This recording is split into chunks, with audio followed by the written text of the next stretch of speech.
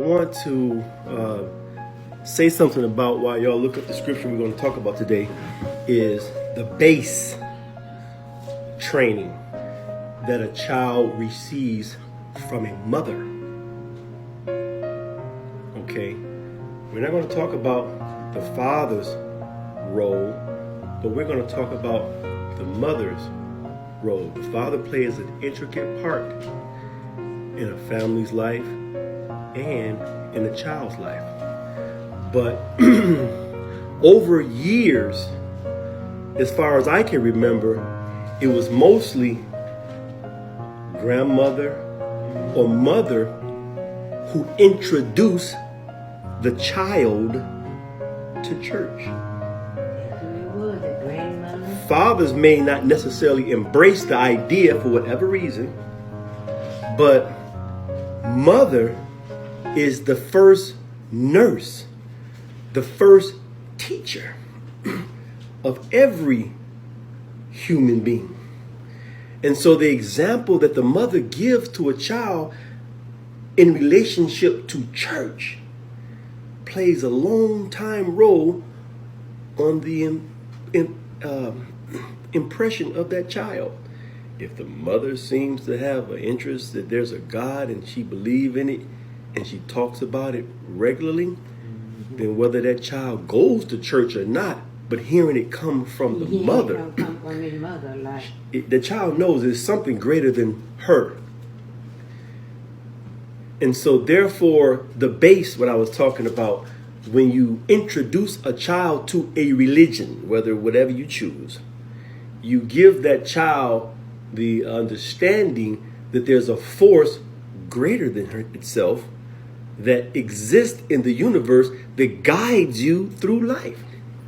And so any mother, shame on them if they don't introduce their child to God via religion, no matter what you call it.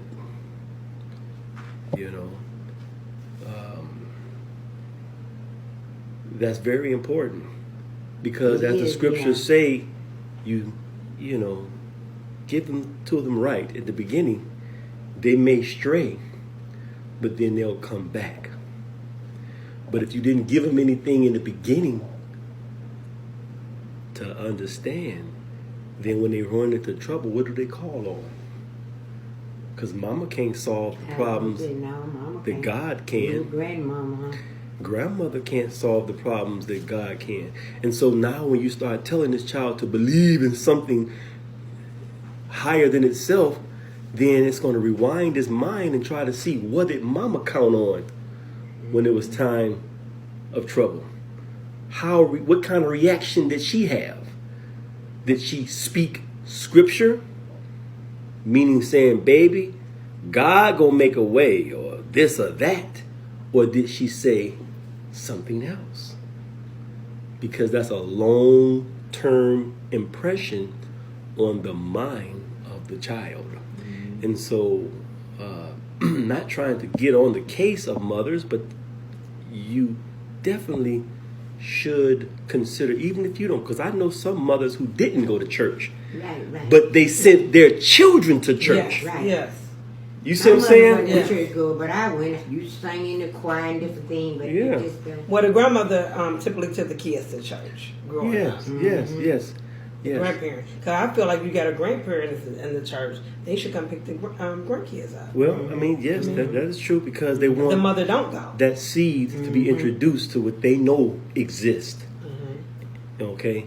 And so I just want to say something about the base that you lay for a child. Foundation, huh? The foundation that you lay for a child. Regardless if a man takes the child to a church, the mother, she's still the first nurse and the first teacher. She has the most influence. People need me and some. I didn't have no father. He said that don't make no difference. Right. You probably had a grandmother or some mother. Right. My father left when I was little and all this stuff, Right. So the thing is, those of us who were in the street, by the cry of our mother in the room praying or reading that scripture, even though we didn't go, we knew that it's something bigger than us.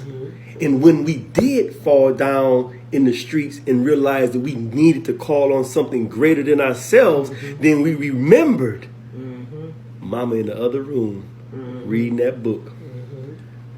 That's true. So I just want to break that reality down.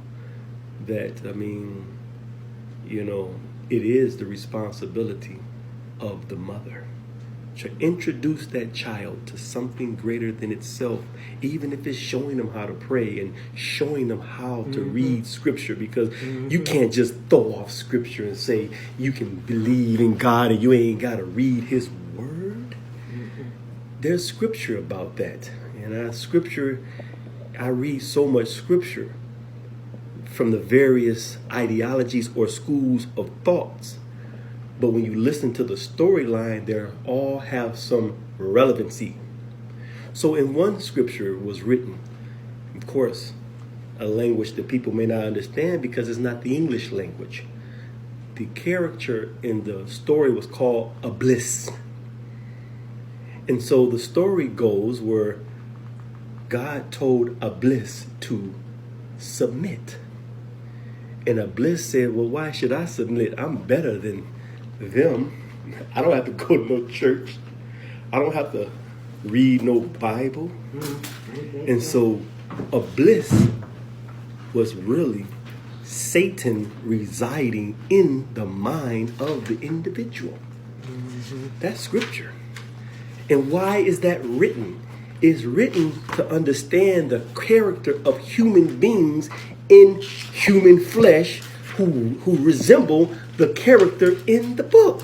So when you have someone who constantly say, I don't have to go to church to show you I believe in God, you know, I don't have to read that book to show you I believe in God, and I got more God in my pinky finger than all the people who go to church, then that person unfortunately is a bliss in scripture. Yes, that is, and God looked at them, you evil, wicked devil, I will curse you. And so that's how the story goes. I didn't write the book.